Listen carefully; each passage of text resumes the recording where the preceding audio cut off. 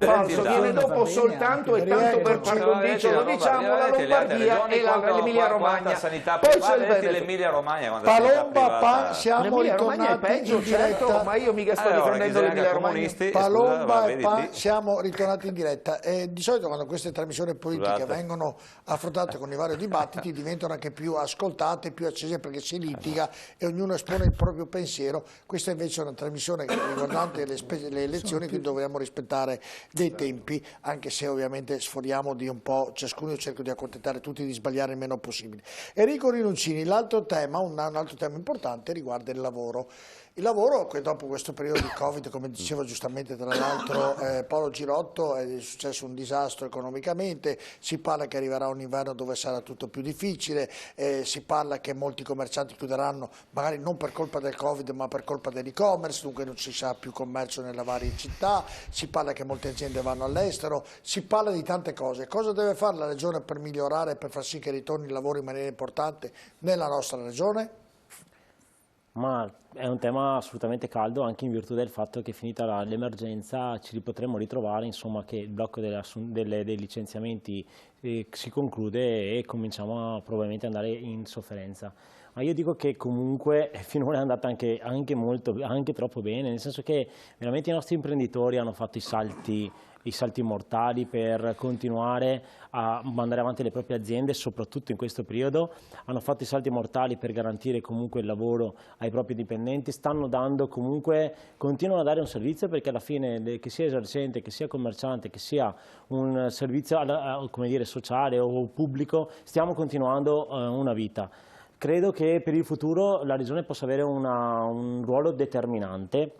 Innanzitutto per l'ambito della formazione, perché c'è anche il tema, no, dei giovani che in qualche modo devono entrare nel mondo del lavoro e sappiamo bene che ti chiedono esperienza, se esperienza non ce l'hai non ti assumono e pertanto c'è un primo problema oggettivo qui, e quindi qui anche negli enti di formazione credo occorra dare tantissime risorse e questo credo parta proprio dalla Regione.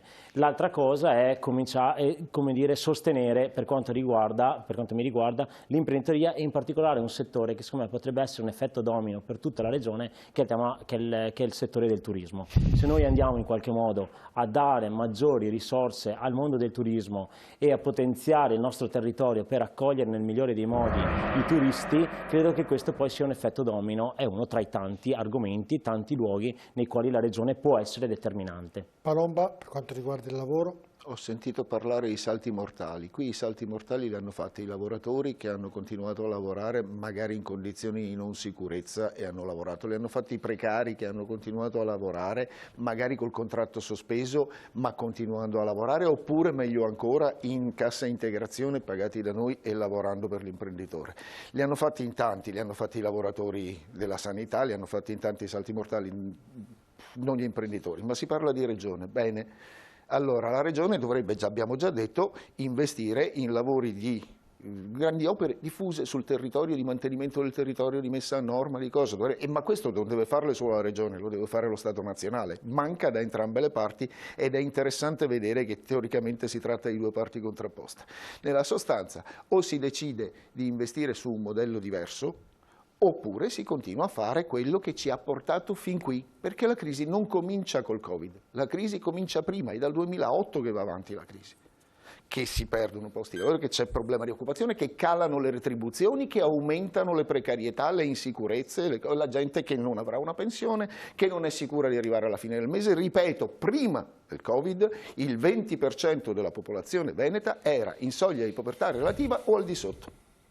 Questa cosa qui non è determinata dal Covid, il Covid può averla aggravata, può aver messo dei problemi, sicuramente sì, ma è determinata da un sistema che va affrontato in un altro modo. Continuiamo a ragionare di enormi ospedali o di grandissime autostrade o di enormi mose su cui mangiare e non cambierà nulla. Comunque continuare a contrapporre sempre gli imprenditori e i lavoratori, io credo che sia veramente un discorso antico. Invece su questo è una delle ragioni per cui non stiamo insieme. Continuiamo a contrapporre, a fare i conflitti sociali. Ma non ci perché io devo ricevere un commento. Rinuncini e Palomba, altrimenti abbasso il microfono.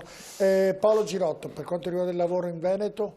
Beh, come dicevo prima, siamo a una situazione di tracollo perché nei prossimi mesi ci saranno licenziamenti di massa. La zona termale da dove vengo io è al disastro, perché sono già chiusi permanentemente 40% degli alberghi, gli altri sopravvivono con 10-20 persone, ci sono alberghi di lusso che stanno dando le camere a 60 euro, alberghi di lusso, parlo di 60 euro con colazione, siamo malissimo, e soprattutto la prospettiva sul medio-lungo periodo è tragica, perché non è che il prossimo anno il cliente tedesco o chiunque altro torna qui in un paese infetto, perché a livello mondiale siamo passati per il paese infetto, sempre per una strategia sbagliatissima che è stata fatta, e solo l'Italia è stata chiusa a chiave in questa maniera, nessun altro paese ha adottato i provvedimenti di totale chiusura come ha fatto l'Italia, nemmeno la Cina.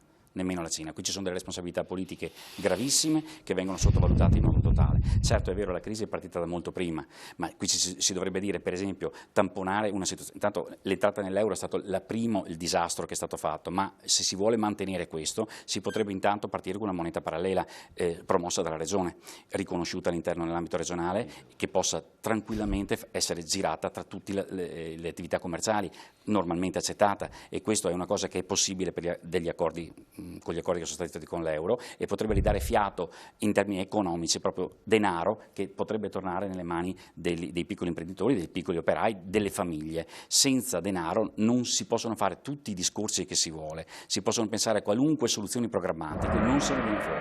L'idea intanto è questa, provare per esempio, ma questa è una decisione che una regione può prendere con accordo con il governo centrale, ma sarebbe una soluzione, ne hanno già pensato in altre regioni di farlo, dopo una crisi di questo genere, perché non rimettere in mano della liquidità alla gente? Corrado Poli.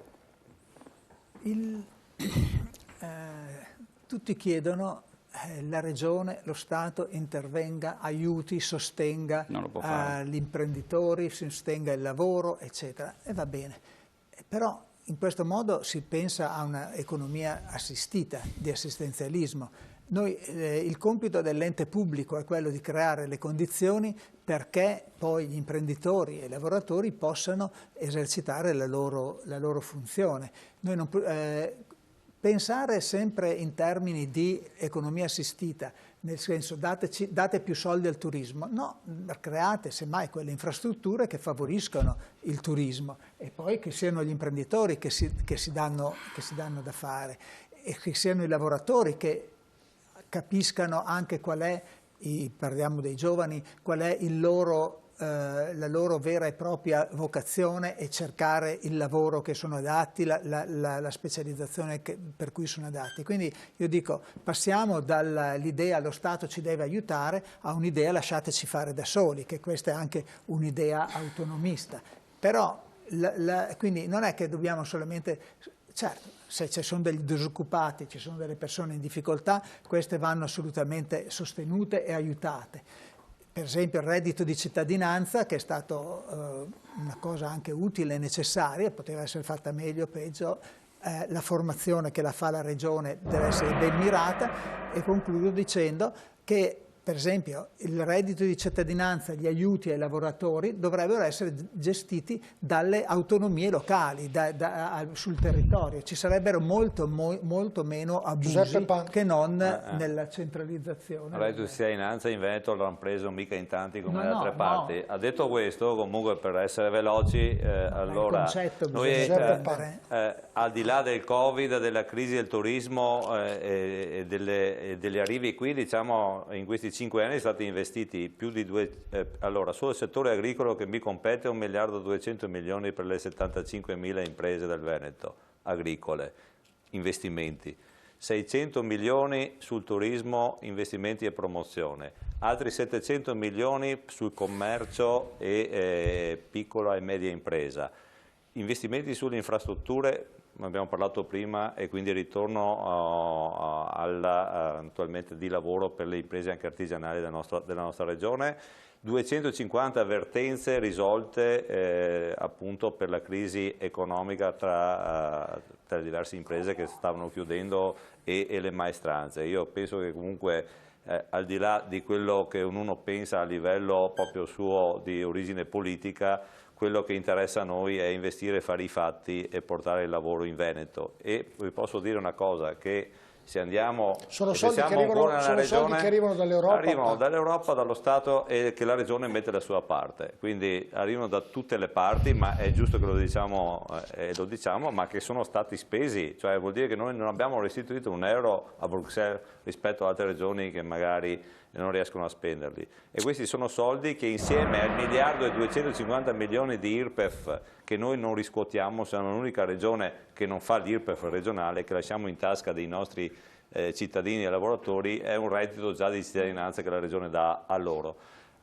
Una cosa che dovremmo fare, che il governo dovrebbe fare, è il cuneo fiscale, cioè ridurre le tasse alle imprese, alle piccole e medie imprese, per far ripartire il lavoro, perché l'assistenzialismo assoluto di questo governo che sta dimostrando è controproducente. Mirko Patron. Allora, il lavoro è collegato tantissimo alle infrastrutture che abbiamo trattato prima. Io ho un comune fortemente industrializzato, è vero, come si diceva prima, che la crisi non è partita con il Covid, ma è partita ancora nel 2008. Però io l'ho riscontrato nel mio territorio, che c'era una ripartenza, c'è stata una ripartenza, perché nel 2017, 2018 e 2019 io a Capodarsio avevo nel 2010 10.000 posti di lavoro nel mio territorio.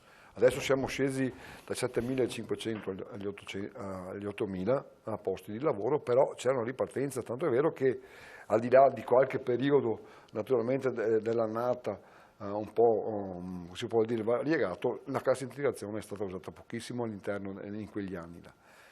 Il Covid ci ha naturalmente dato una bastonata, perché ha dato una bastonata, effettivamente la chiusura che è stata fatta ha messo a repentaglio, però adesso ho visto che con calma la cosa sta ripartendo, dunque più che fare assistenzialismo dobbiamo dare una mano naturalmente non solo alle grosse aziende, agli artigiani eccetera, ma anche alla parte commerciale.